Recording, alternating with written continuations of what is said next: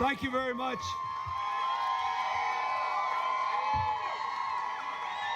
Wow.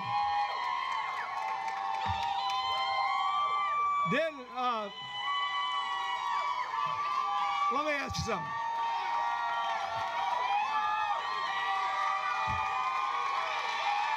Thank you. Thank you. Thank you.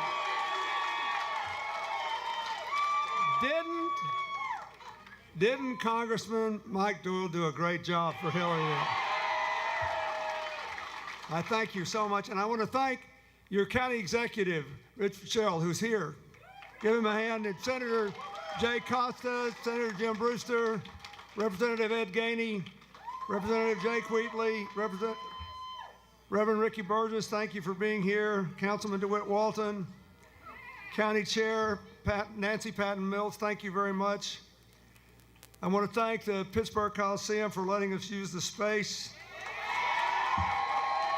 Thanks to the Community Empowerment Association and the Safe Passage After School Program for helping with our team's art project, which you see around here. I also want to say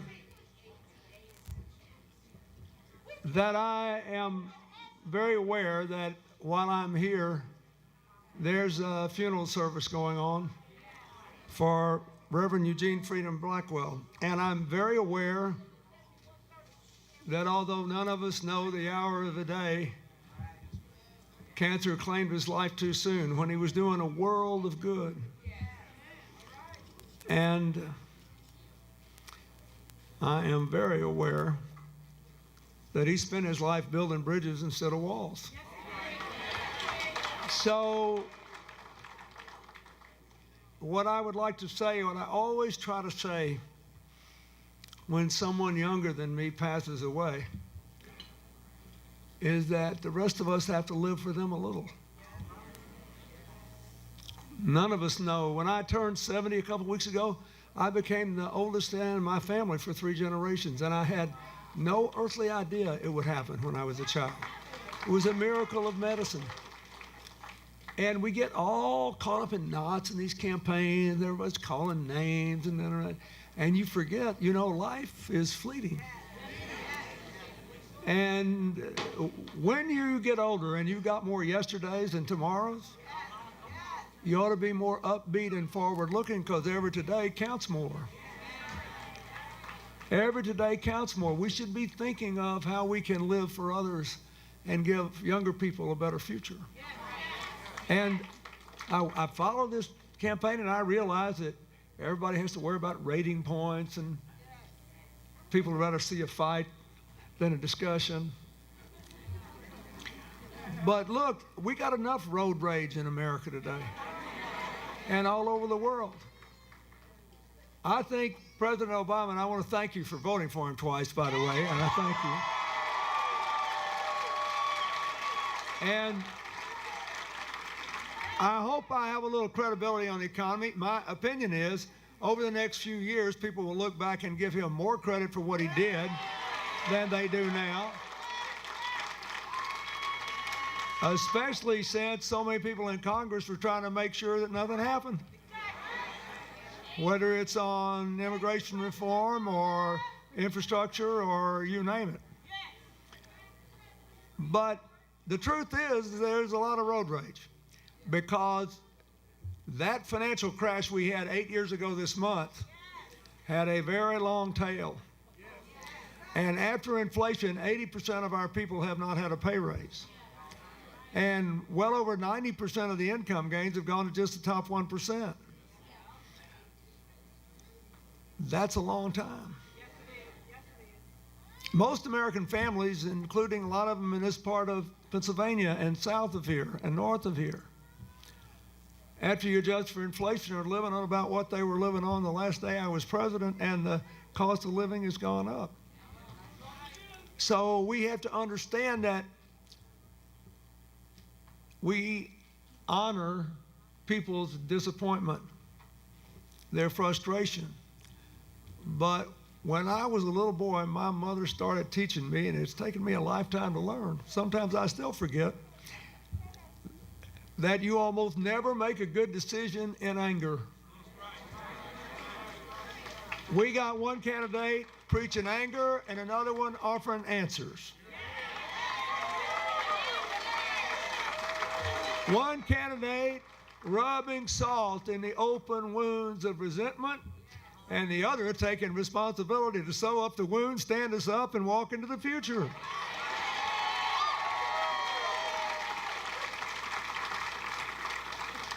One candidate says, I'll make America great again, and means by that, hey folks, I'm a white Southerner, I know exactly what it means. I will give you what you had 50 years ago in the economy, and I'll move you back up on the social totem pole and give you somebody to look down on. Hillary says it's time we tore the totem pole down and went forward together. Now,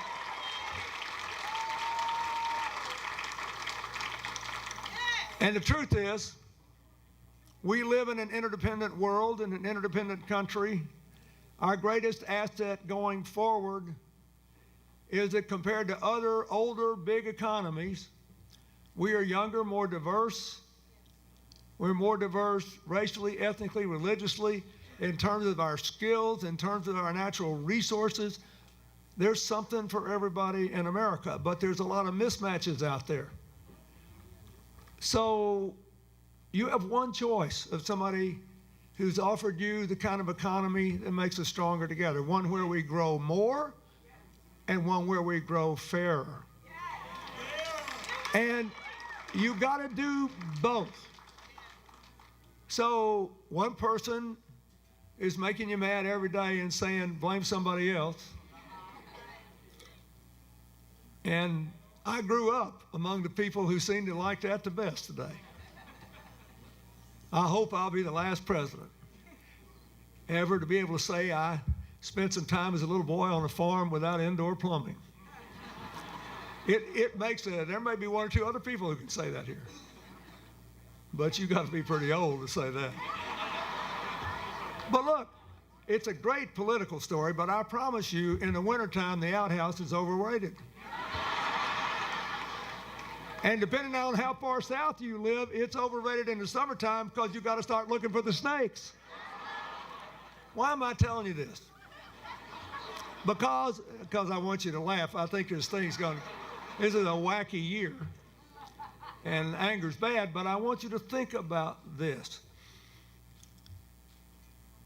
Saying I'll make it great the way it was 50 years ago ignores two things. First of all, it wasn't so great for a lot of people 50 years ago.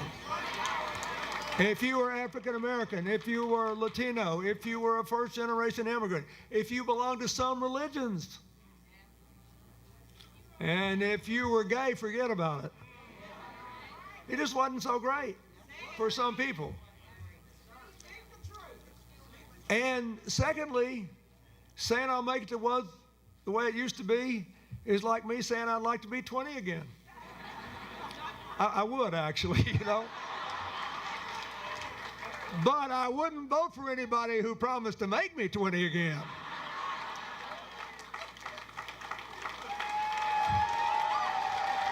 And so, look, what we need to do to grow faster and grow fairer is straightforward, affordable, achievable, and has been recognized by economic experts from the right to the left to be something that would produce a great jobs boom in America, both for people with college educations and non-college people. We need an infrastructure program that rebuilds the roads, the bridges, the ports, the airports, and the water systems. There are a lot of little babies all over this country drinking water with too much lead in it because the pipes are too old. If you took them all up and put things down that were clean and new, you'd create a ton of jobs and give all our children a healthier future. We need affordable, rapid broadband in every rural community in America. There are 5 million children in this country, some of them living not too far from here, who get homework assignments in school that require them to get on the internet, and they cannot do it. She's the only person that's talked about this. We need a plan that recognizes that we can bring back manufacturing jobs. Do you know how many jobs have been brought back to America since the bottom of the crash under President Obama's presidency? 900,000. The other guys, you know what the net in-migration from Mexico to the United States was? All this wall talk from 2010 to the end of 2014? Minus 15,000. More people went home than came. Now they're having a tough economy now. It's fixing to get worse after that trip he took down there.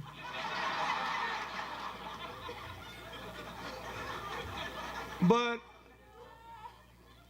we're laughing, but it's a serious matter.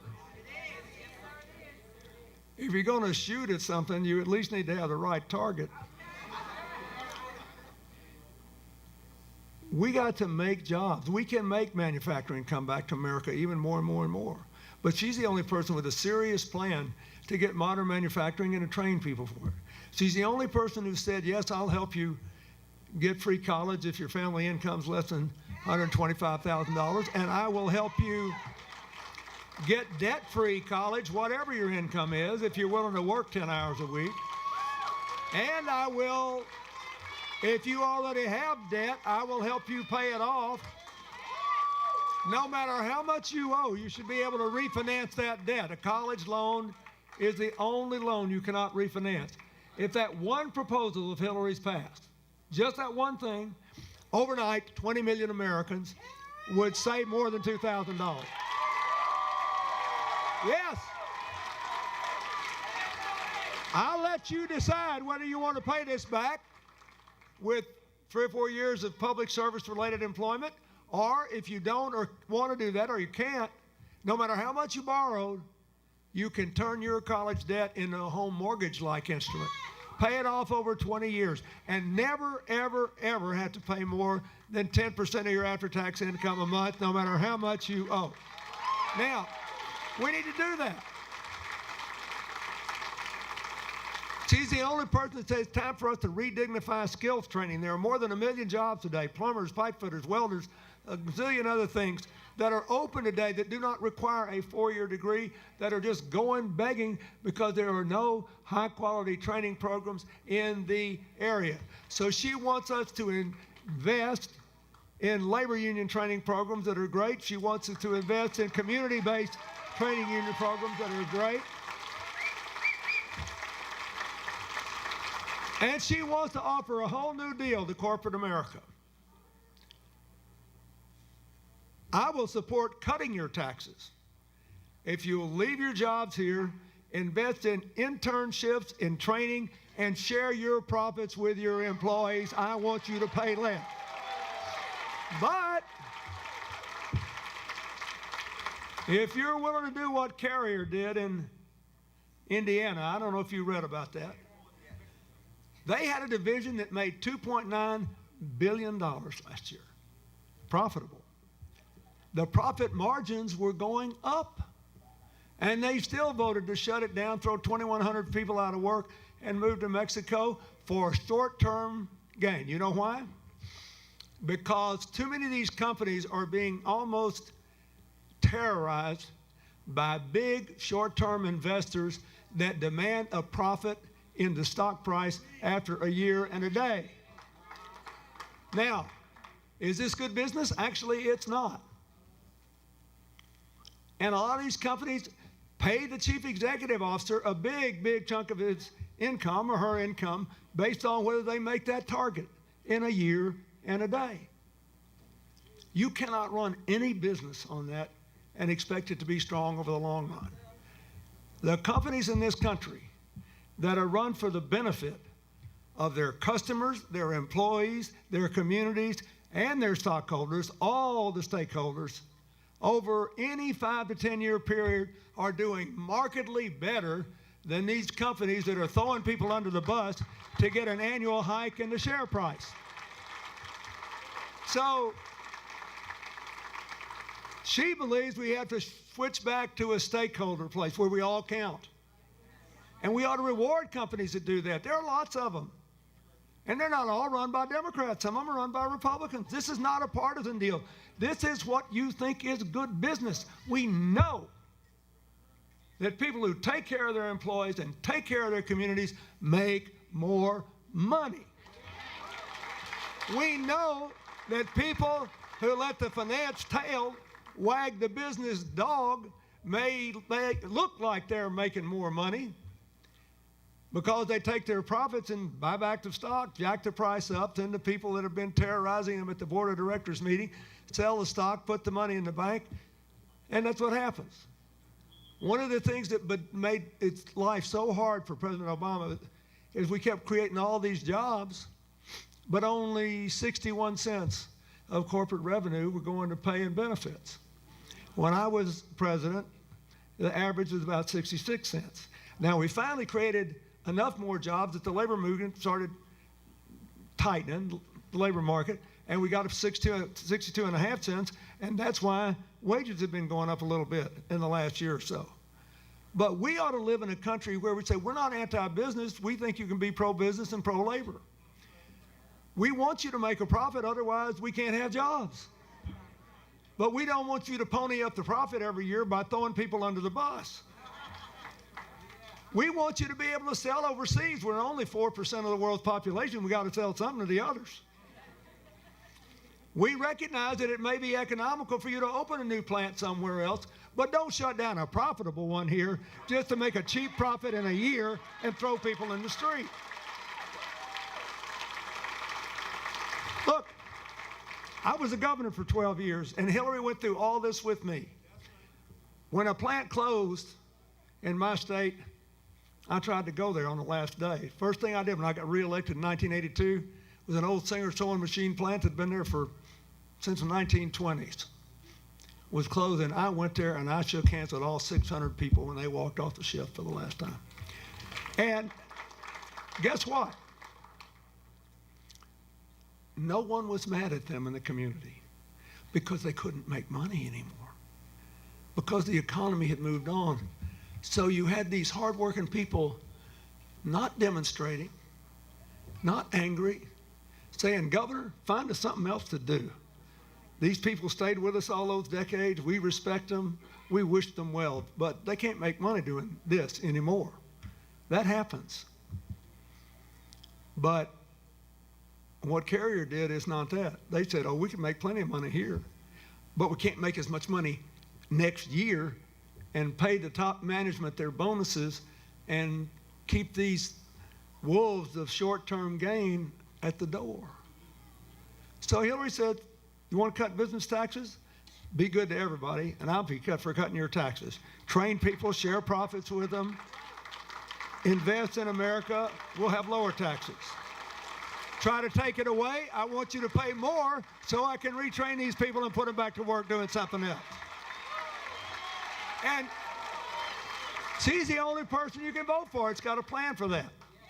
Now I want to say one other thing. We all know how her opponent's done real well down in West Virginia and Eastern Kentucky because the coal people don't like any of us anymore. They all voted for me. I won twice, and they did well. And they blame the president when the sun doesn't come up in the morning now.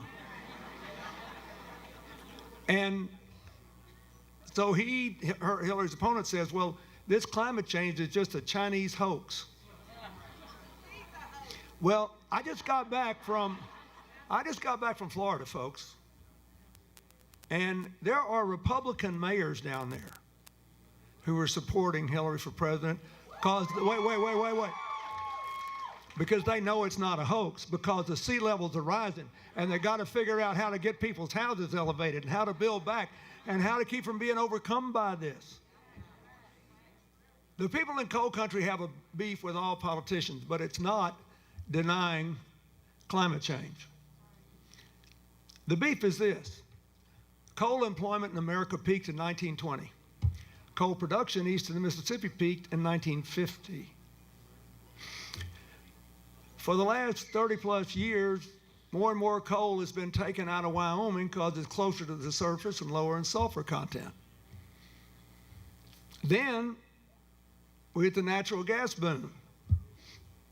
So the Marcellus Shale contributes to lower incomes in coal country because it's cheaper and it's less polluting.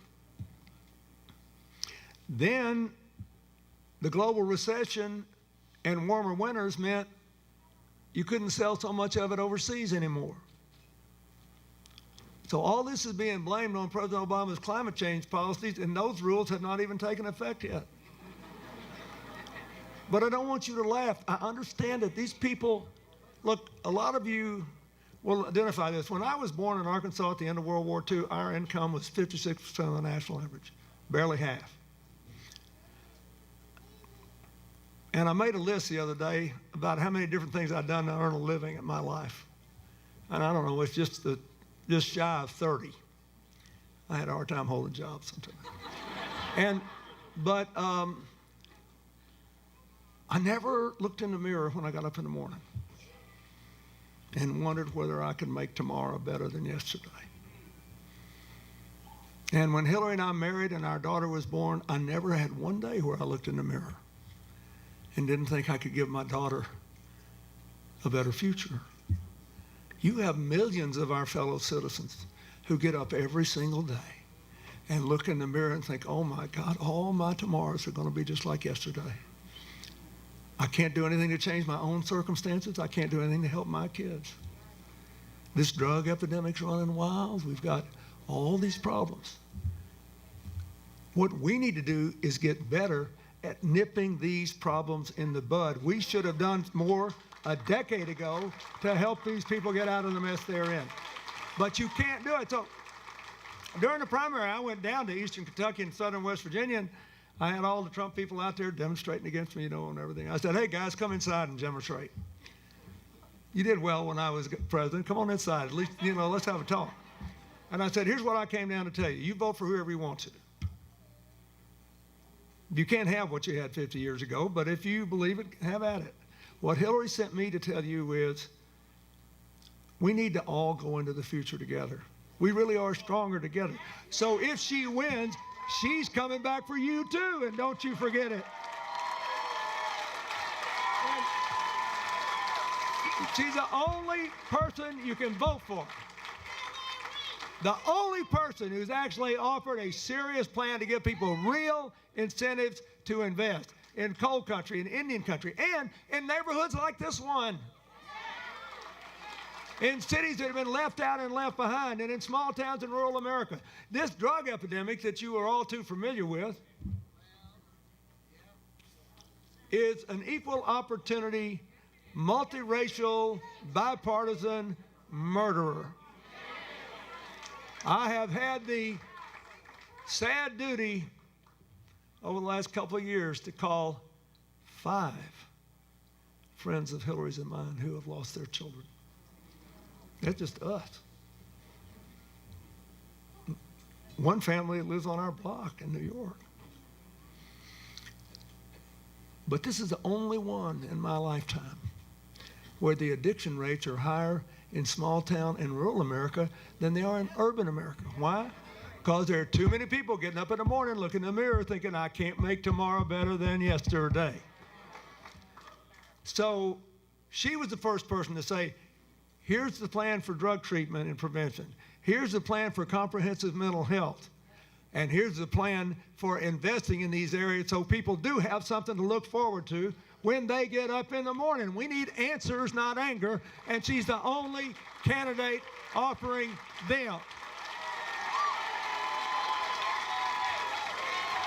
So, I realize I'm not very good about talking about what's in the headlines, but I happen to think this election's about you. Yes, it is. I understand why there are a lot of votes in Mr. Trump's statements about immigrants, but I live in a county with an unemployment rate under 5%, and we'd have a recession if they sent all those people home. So I agree with President Obama and with Hillary that If somebody is law-abiding, working hard, paying taxes, the last thing we ought to do is break up their families, send their kids out of school, send them home, and bring a recession about in America and spend $100 billion doing it. What we ought to do is to say, we pass a reform program that settles people down, recognizes that this contributes to our economy, and our youth and diversity are our biggest asset for the 21st century. We're going to get more money out of the future because we're younger. So in order to grow more and fairer, we also got to live together better. We need to expand voting rights, not restrict them. One of the reasons you ought to vote for Hillary is because you'll get a new Supreme Court judge or two. And we need to get rid of Citizens United and restore voting rights.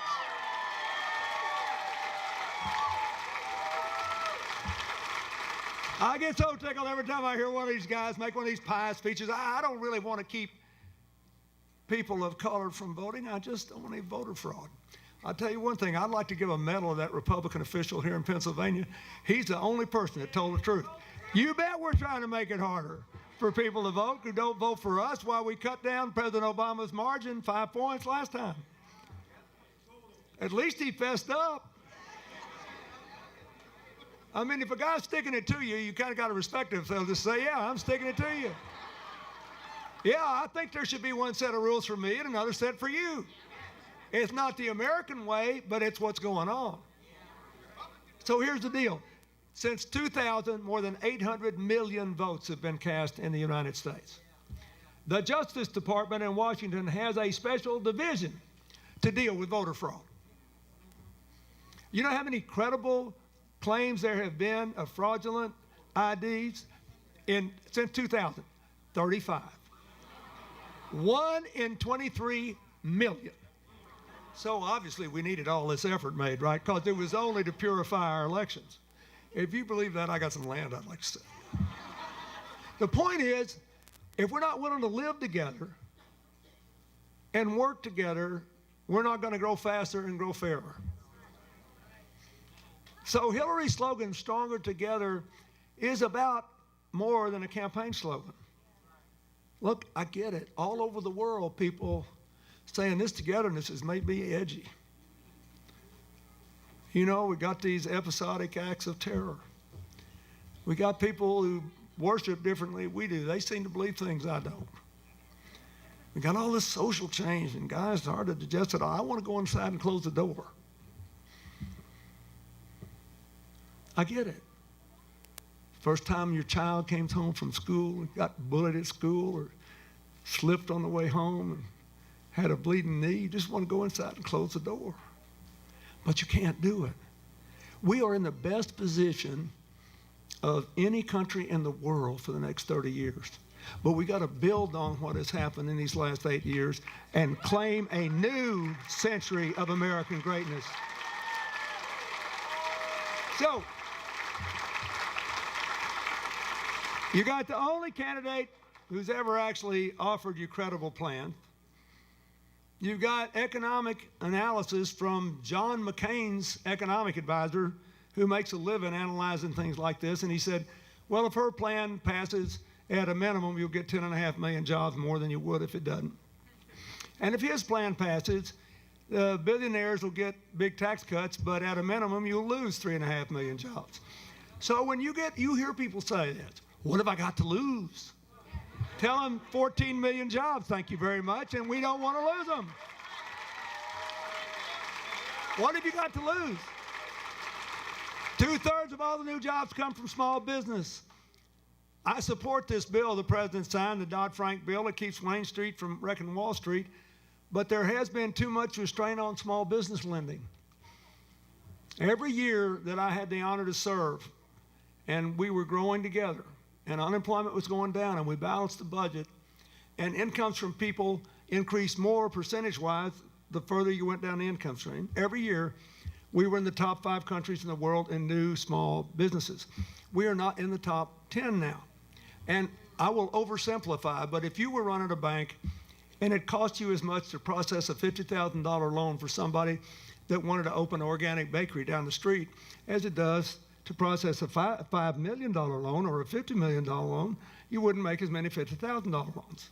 So Hillary is the only person you can vote for who's actually explained this and said, here's how I'm going to simplify these rules. Here's how we're going to cut taxes for new businesses when they start. And if young people who owe college debt and they can't qualify for loans can get the loan, we will suspend all their debt repayment for the first 3 years they're running their business. And you get the idea. I mean, she's the only person that actually told you what she's going to do. Everybody else, and there are lots of independent actors, not just the candidates in this campaign, nobody else seems to want this election to be about you. You ever hear these debates? You wonder, why are they talking about that? This is about you. Can we get more jobs? Can we get more businesses? Can we raise incomes? And can we do it together? Do you believe we should do it by being stronger together or by building walls?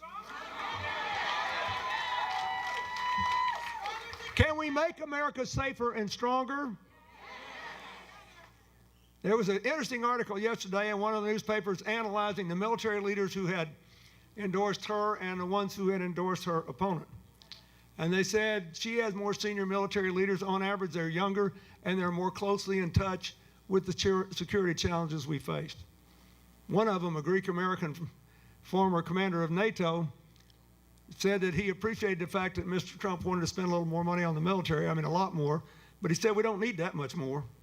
We just got one or two things we need to do better in. He said the military is not a disaster, it's a treasure, and we should honor it, not ridicule it. And we should honor the parents of fallen soldiers no matter what their religion is. And he said, but then he said an interesting thing. He said, I wore the uniform of this country for 35 years. And I can tell you, we are not going to kill our way out of this crisis. We're going to have to work our way, argue our way, and win our way out of this because of our belief that we're stronger together, which means that it is absolutely crazy to go around terrifying and alienating American Muslims who love freedom, hate terror, work themselves to the bone, raise their kids with good values, and are trying to build a better life here. We need everybody to work together to help us beat this problem. So that's it. This is a really simple choice, but when you read the paper every day, it's just about who can say the worst thing about who else, isn't it? And it's not just the candidates. Like I said, it's like, you know, just surely there's something I can think bad to say about you today. We are celebrating the life of a man who died at 43 today. Amen. In church right now. His funeral is going on. This was brought to me by someone who went there first and came here.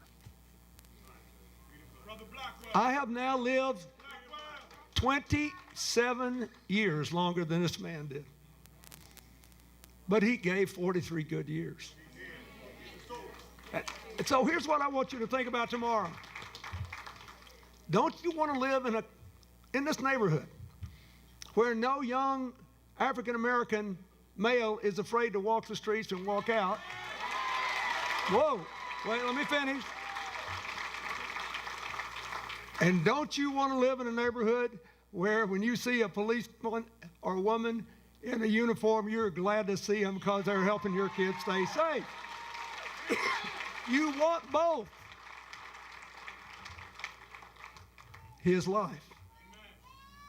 So tonight when you watch the news, tomorrow when you think about this man's life. He was playing football at Pitt.